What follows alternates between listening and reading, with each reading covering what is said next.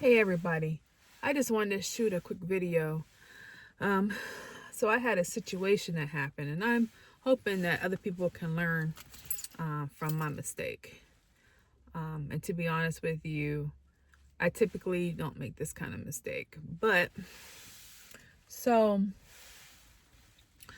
my daughter had a field trip, and typically they were requesting cash. Um, Typically I never pay with cash. I usually pay with a money order or I pay with a check.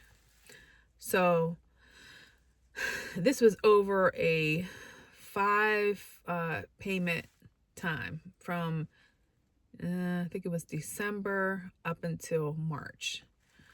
5 payments. You had a deposit and 4 additional payments after that. So I end up making a payment in, I think it was January. Now remind you, our trip is in March, so we end up getting an email that told us like, hey, you have a final payment. Well, when I got a receipt, which this is really the first receipt that I got a receipt and it said that she owes more than what she's supposed to. So I go to the office and I'm asking them, I'm like, I made 3 additional payments. I'm here right now to make a final payment, but why is it saying more when I know I made a payment? So the secretary tells me, oh, I see this payment, I see that payment, but I don't see the payment that you were telling me back from February. I said, that's interesting. So I go back and forth. I go back and forth with her teacher, with the secretary at the office. Nobody can find the payment. This is the thing. This is basically what I'm trying to explain to you guys. Don't ever make a payment without, one, getting a receipt, and two, pay by credit card, get that receipt. If the company that you're paying doesn't do credit cards, like their school doesn't do credit cards for payments on this trip, do a check money order. Let that be the only way that you make a payment. Typically, like I said before, I usually don't slip on this. But I did. I had a lot going on this past year.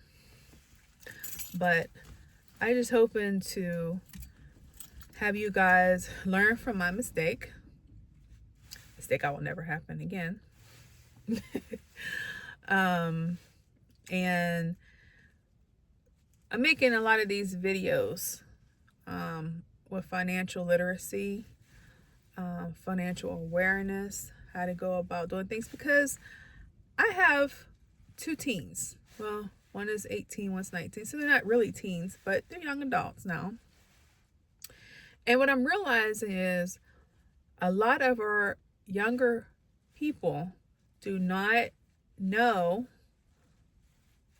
how to take care of their finances. They really don't. Now, I graduated in 94, so you do the math. But back in 94, in school, we had a lot of classes. We had classes that have helped us in the real world. How to do your checkbook. We wrote a lot of checks back then. So how to, a little bit about credit, how to sew, how to cook, how to type, how to just everyday living skills. We learned a lot in school. I'm realizing now, I have, like I said, I have 2 young adults and I have a 10-year-old, that these schools don't teach any of this anymore. They don't teach basic living skills. Yes, they test them all year round to make sure they know calculus. Yes, they know English. Yes, they know history. But they don't know basic everyday skills. And it's really sad. So we as parents, we have to teach them everything. And you might think that your child already knows these things, and they don't.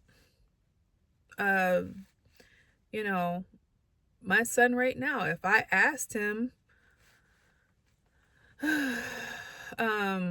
how to check your credit score, he wouldn't know that. I'm here in Michigan. And here in Michigan, at the age of 18, basically, I have to sign. I'm not, basically, let me take that back. I am not allowed to take care of hardly anything financially for him. So when it comes to, life, health insurance, they won't speak to me on his behalf. I have to actually have a document that's signed to say, hey, I'm allowed to speak on his behalf.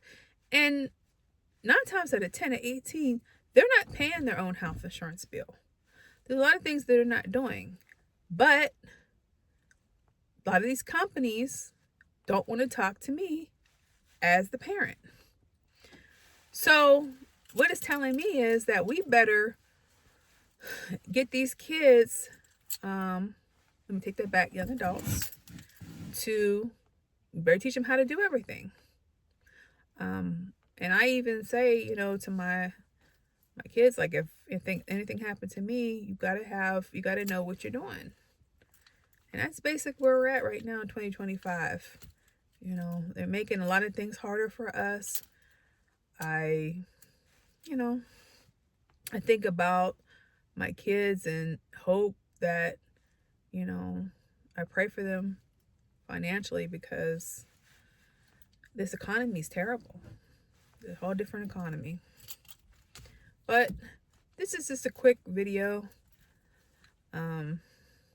What do you guys think?